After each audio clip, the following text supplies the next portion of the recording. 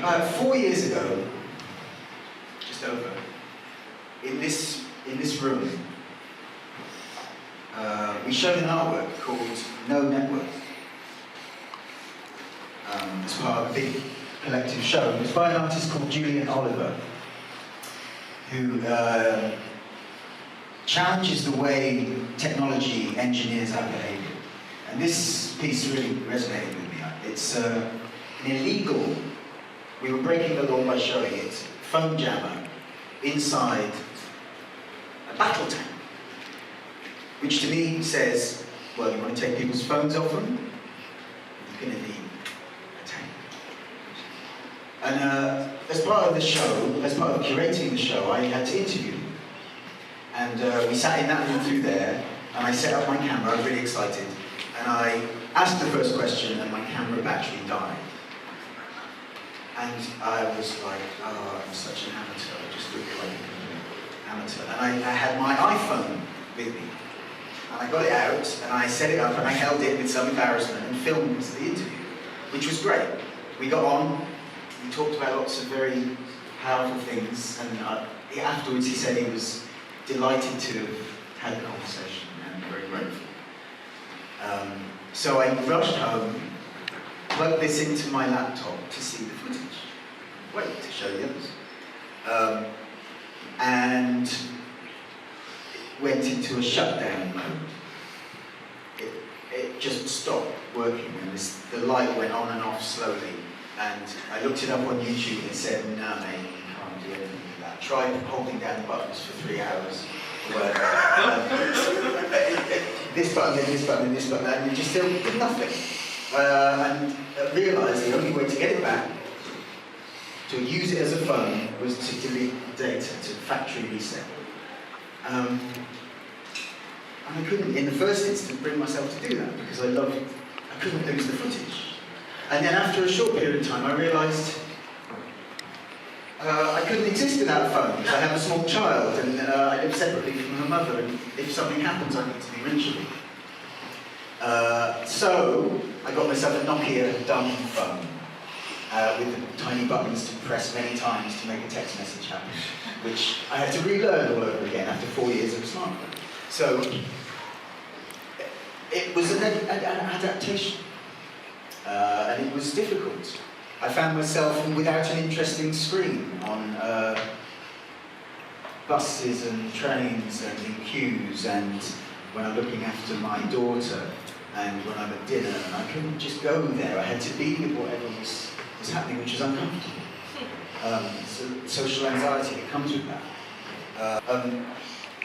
I started to look at the way the smartphone worked for me, and I realised that if my daughter was in the playground and she'd shout, "Daddy, come see this," I'd go, "Hang on a minute, just writing something," and it would be on Facebook probably, and it would be something about beards or town planning or gender politics, and I would be in an argument with somebody or something, and I deferred it. So when I finally got there, it was kind of too late. Now, when she was my daughter, from about 18 months, when she started to toddle, if ever I would hold the camera out often, she would react like this.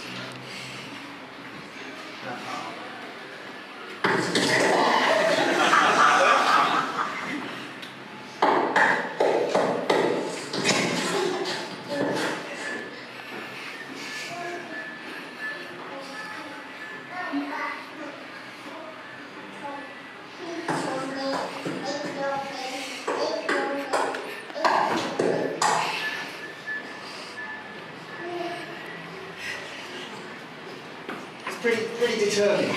It's like there's something in between us, and she. Oh, hang on. Go back. Do I go back?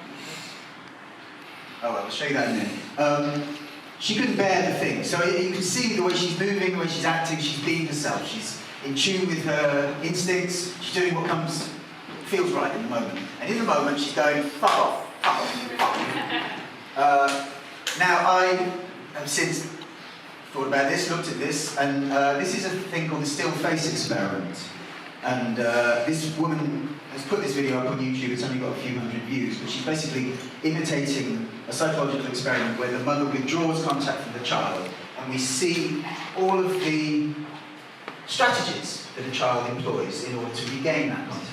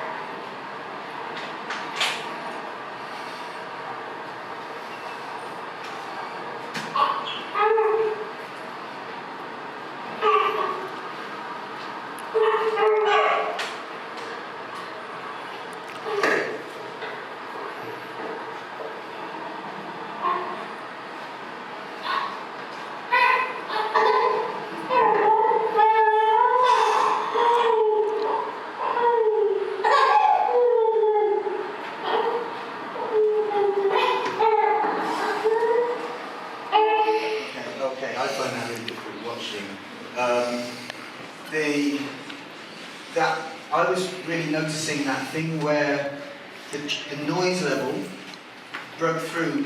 It reminded me of that thing of Maisie in the playground. Suddenly her tone shifts to a slightly desperate one, and I put the phone down. It's not until that point, and that's what the mother did rather beautifully there. So what does the child get? So infants and children take everything personally. So what does she get when my attention's not on her? It's that she's not interesting enough. This is Dr. Gabor Mate reading from the Harvard Journal of Pediatrics. So these are scientific studies he's quoting from that are being summarized in this article.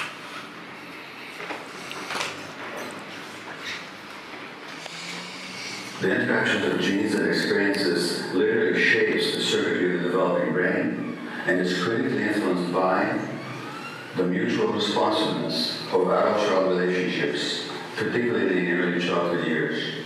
In other words, for the development of healthy brain circuits, what we need is relationships between infants and the adult world that is mutually responsive. And by mutually responsive, by the way, that fundamentally means that the adult world has to be exclusively responsive to the child. And that means that anything that interferes with the capacity of the parents to be responsive to the child will interfere with the child's brain development. And I'm talking about not abstract psychological development, I'm talking about the amount of dopamine that will be available in the child's brain. Dopamine is the incentive motivation chemical. When my drug-addicted clients shoot cocaine and crystal meth, they're literally trying to increase the level of dopamine in their brain. Dopamine is what makes us vital and curious and alive and motivated. That's also what we give to kids with ADHD, is Ritalin and Desmorphine to elevate their dopamine levels. But guess what? The dopamine circuitry develops in interaction with their relationships. So that if you separate young animals from their mothers, that'll diminish the number of dopamine receptors. If you put monkeys in isolation, adults, that'll diminish the number of dopamine receptors in their brains. They'll have less dopamine activity, they'll be less motivated. They'll be brutal. So, yeah, if I was a capitalist and I was thinking, wow, what I really want to do is make products that people get addicted to, because the best product is one that creates the need for more of itself. That's the only way to expand the market. I would hear that and go, yes! what we need is more things like this.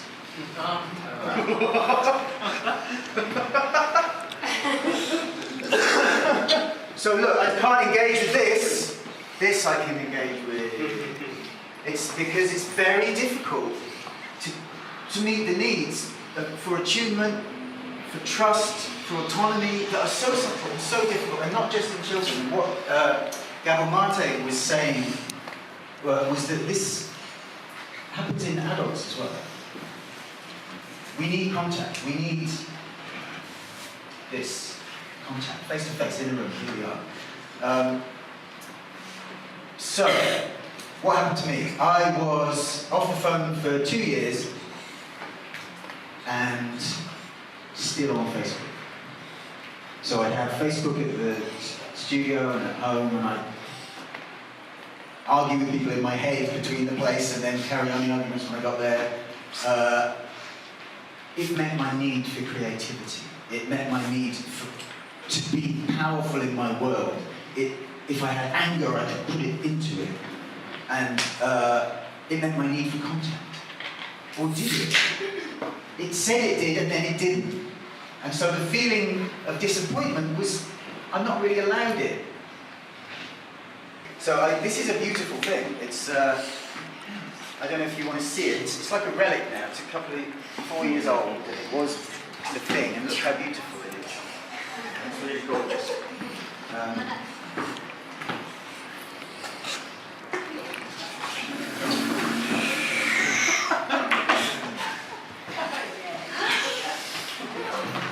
I'm almost tempted to give you mine. Bring it. Let's have a line of them. Okay.